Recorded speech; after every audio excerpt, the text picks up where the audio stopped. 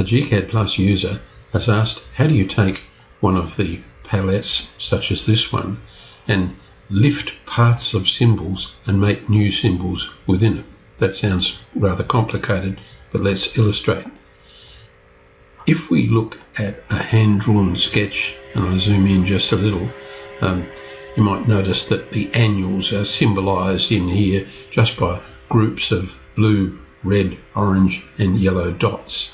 So if we wanted to make symbols like that, what I've done here is I've just looked in some of the existing symbols, and I can see internally in them there are some little sub-symbols, if you like, that could be useful for indicating annual plants. What I've done is copy them all down through here, so each one is still an individual block. Then across here I've exploded them, and so if I wanted to take the symbols from here, I would explode it.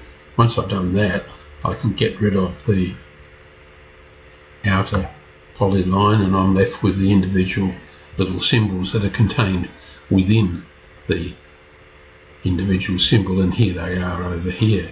So what I now want to do is to make some symbols that work for us as annuals. So I've done here, I've just taken one of the symbols that had some circles in it, given them different coloured them in a palette of blue, if you like. And to make those another symbol, just select them all, right click, pick create block, give it a name. So we'll call this annual 01. Importantly, nominate a pick point. That's going to become the base point. So I pick it like so, and we'll say convert everything in there to a block. So now we've got a little annual block there that can be copied and put anywhere in a design like so, and that will make a nice annual group relatively easily. So I hope that helps explain how to make symbols add to a palette such as this one. Well, by the way, when I select that symbol as I did and then copy it, notice there's no handle showing on the symbol, and I'll unselect all now.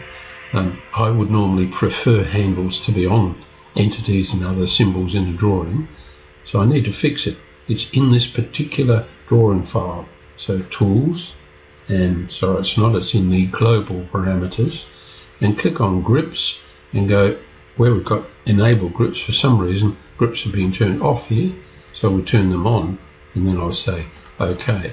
Now when I select that, can you see we've got a handle? That's important because I like to come down to a group such as this and just rotate them around to give a bit of variation in a group. I'd also be inclined to pick them and just scale them by clicking in the middle and just making that group a little larger. Put a bit of variability into your use of symbols, and for that you definitely need the grips.